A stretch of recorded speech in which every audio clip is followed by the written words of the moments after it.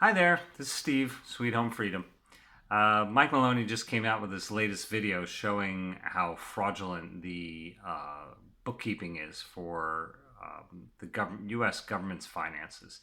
And it's kind of challenging if you don't understand the basics, and as well as how large the numbers are in the trillions and the hundreds of billions. And it's just overwhelming for most people who earn in the hundreds or thousands.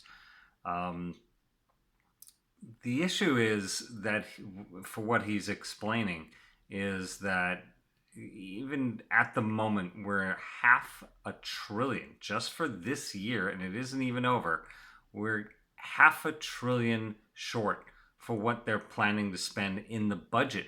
That is not including the trillions that they're planning to spend with the bills that they're passing for infrastructure that has gender studies and other incredibly stupid, wasteful, non-infrastructure type of budgeting and spending.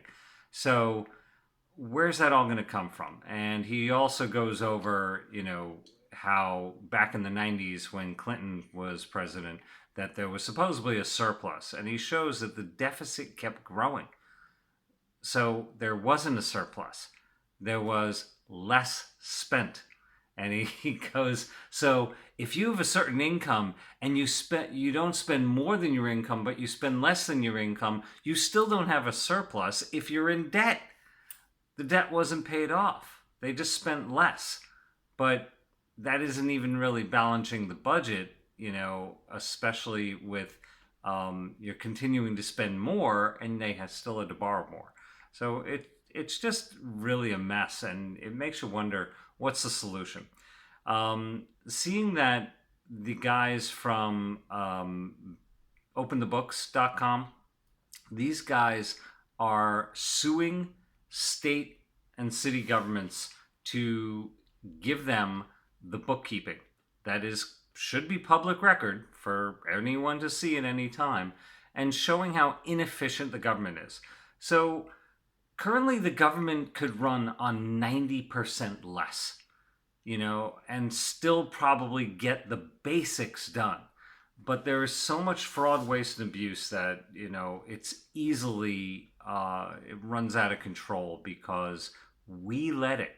It's up to us to stop this mess and to demand going back to gold and silver, and to demand that they go back to the constitutional, framework of the federal government is only about defense, really. That's all it is.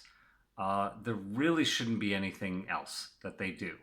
And if we bring it back to the states, where each local state government and the counties can, see the people that they're, you're living next to, the people that are running your government, and you can vote them out, definitely put term limits on it. But literally to where they have to, if we can see what they're doing and do a full forensic audit on everything that they're doing all the time, which can, once the system is in place, and if they're doing so little, it shouldn't cost very much, and it should be very simple, and everyone should understand it, just like the laws. That's how they were intended when the Constitution was written, that everybody should be able to understand everything easily, plainly, simply. We need to go back to that. So hopefully we will. But watch this latest video. Let me know if you have any questions. It's kind of overwhelming, shocking, but the way that Mike Maloney goes over it is really funny.